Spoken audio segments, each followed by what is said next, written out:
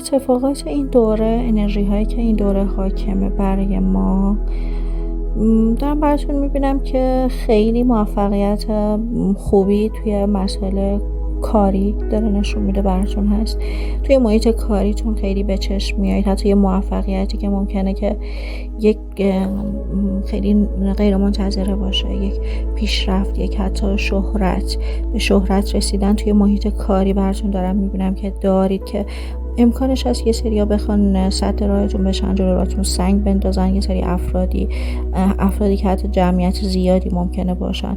حتی این کار میتونه تو سوشال مدیا باشه، یه شهرت، یکی خیلی به سرعت بالا رفتن. این اتفاق براتون داره میفته تو این دوره که ممکنه باعث بشه که یه سری ها هم تعداد زیادی افراد بخوان با شما مخالفت کنن، بخوان سد راهتون بشن. ولی خب دارم میبینم در نهایت شما به یه موفقیت و شهرت، حتی یک درخشش توی محیط کاریتون میرسید و خیلی از این بابت خوشحالی و رضایت براتون داره نشون میده، که داره نشون میده برای شما به واسطه همین موفقیت با افراد جدیدی، افراد زیادی ممکنه آشنایت داشته باشید، دوستیاتون ممکنه خیلی زیاد بشه این دوره. با افراد خردمند ارتباط گرفتن، با استادای معنوی، با افرادی که خیلی مرتبه بالایی دارن، جایگاه اجتماعی خوبی دارن و در جایگاه یک استاد برای شما هستن و خیلی بهتون انگار یه جور کمک میکنه این ارتباط گیری با این جور افراد.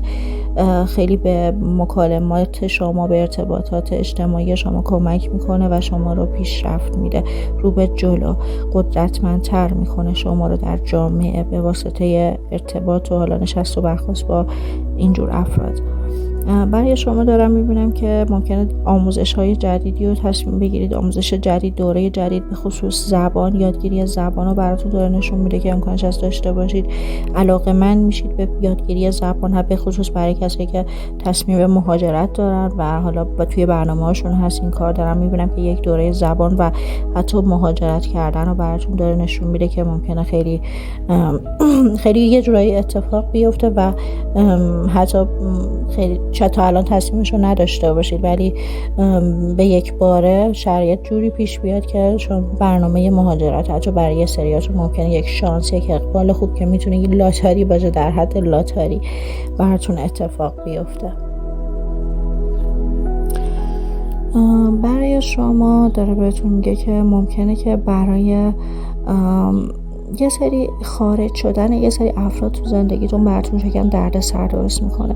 ممکنه یه سری انرژی ها، یه سری افراد مدتیه که تو زندگی شما هستن و دیگه کار نمیکنن و به درد شما نمیخورن، خدمتی به شما نمیکنن و شما شاید از سر عادت تا الان سکوت کرده بودید و این افراد رو خارج نمیکردید از زندگیتون و داشتید تحمل میکردید شرایطو. توی این دوره ممکنه یکم از این بابت ذهنتون درگیر بشه، حتی با خود این افراد ممکنه درگیری داشته باشید. یه فرد خاصی، افرادی رو دارم میبینم که باید انرژی و تلاش بیشتری کنید برای خارج کردنشون از زندگی خودتون. انگار دوره یه سری چیزا تموم شده، یه سری افراد تموم شده و تا الان هم انگار شما خیلی صبر کردید تا این اشخاص خیلی مدت گذشته باید از زندگی شما خارج میشدن.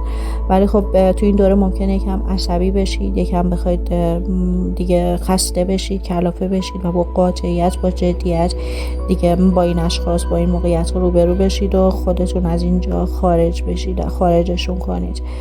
حتی دارم میبینم ممکنه خودتون تصمیم بگیرید که از یک جایی خارج شید، از یک محیطی خارج شید و یک جابجایی داشته باشید توی زندگیتون. توی مسئله مالی شما، توی دستاوردهای شما داره براتون نشون میده ممکنه که یک سری پس اندازهایی که داشتید تو گذشته یا ممکنه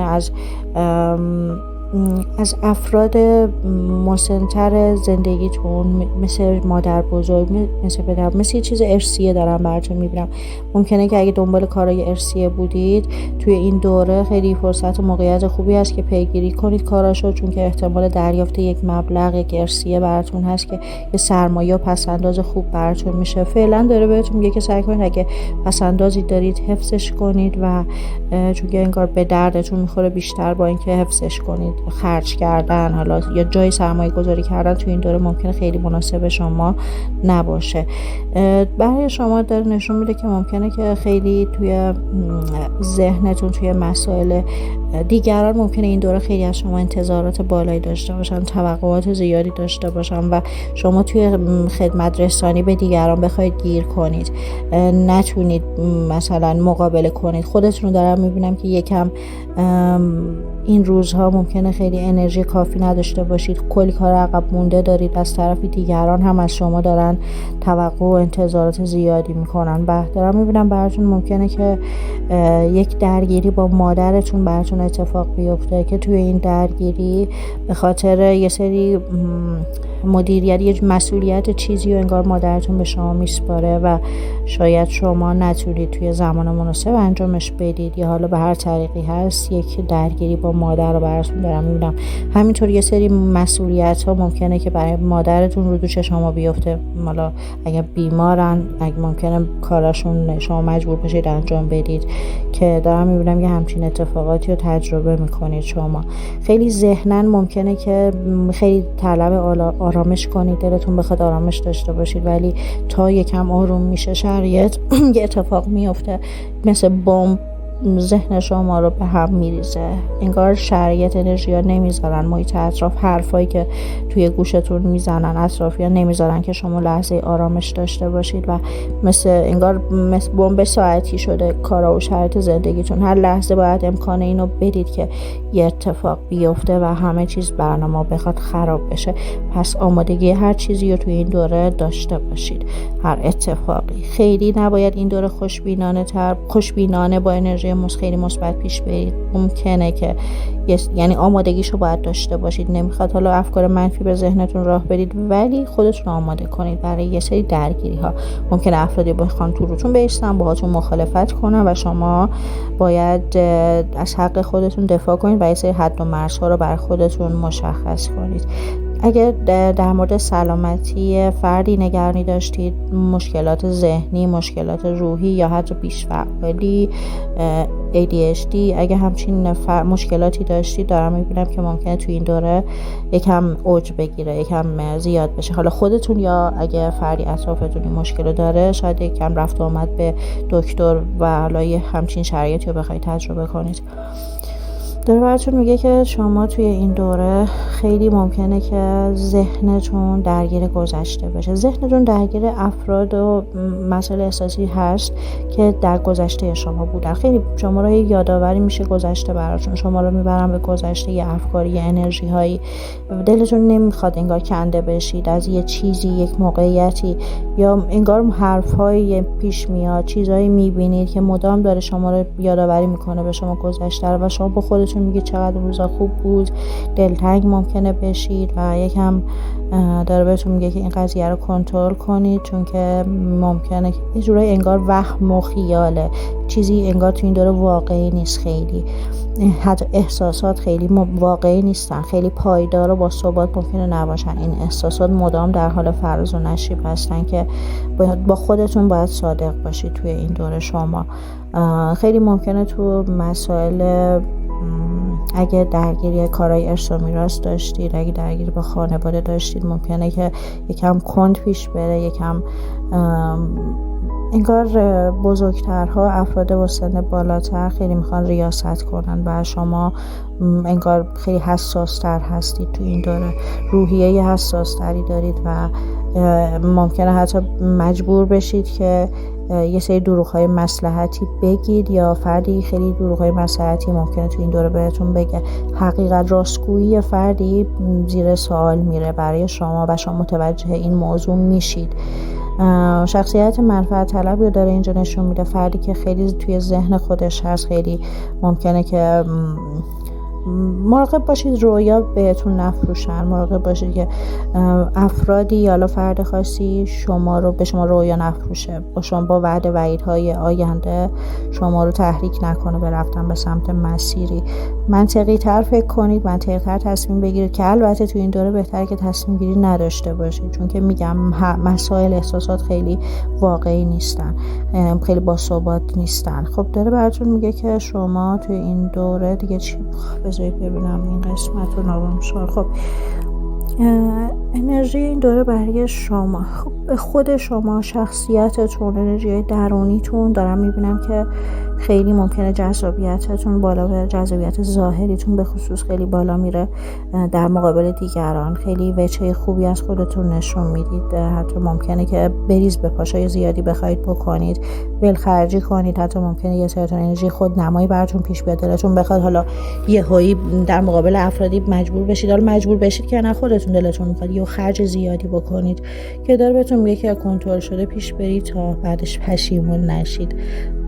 داره براتون میگه که توی این دوره شما ممکنه که افرادی خیلی بخوان کار شما رو، منبع درآمد شما رو زیر سوال ببرن، خیلی قضاوت کنن، این که خیلی بخوان کنجکاوی کنن که شما از کجا پول میاری، چقدر درآمدته، چقدر مثلا پلا ماه قبل چقدر درآمد داشتی، الان چقدر پیشرفت کردی. خیلی فضولی ها و کنجکاوی ها، قضاوت های زیادی توی محیط در مورد مسائل مالی و درآمد شما داره نشون میده براتون که نباید اجازه بدید. لازمه که حد و مرزی با دیگران مشخص کنید، چون که انگار اگه دیگران یه سری متوجه درآمد شما بشن، متوجه اوضاع خوب مالی شما بشن، یا حالا بفهمن پولی به دست شما رسیده، بهتر شده شرایطتون، امکانه این که یهو همه هجوم بیارن به شما و از شما توقع و انتظار داشته باشن، به خصوص از نزدیکانتون، براتون داره دیده میشه. به خصوص برای کسایی که توی سن 28 سالگی هستن، براتون دارم میبینم یک اتفاق خیلی انگار تقدیری براتون داره تو این دوره میفته در مورد مسئله مالی. تو ممکنه خیلی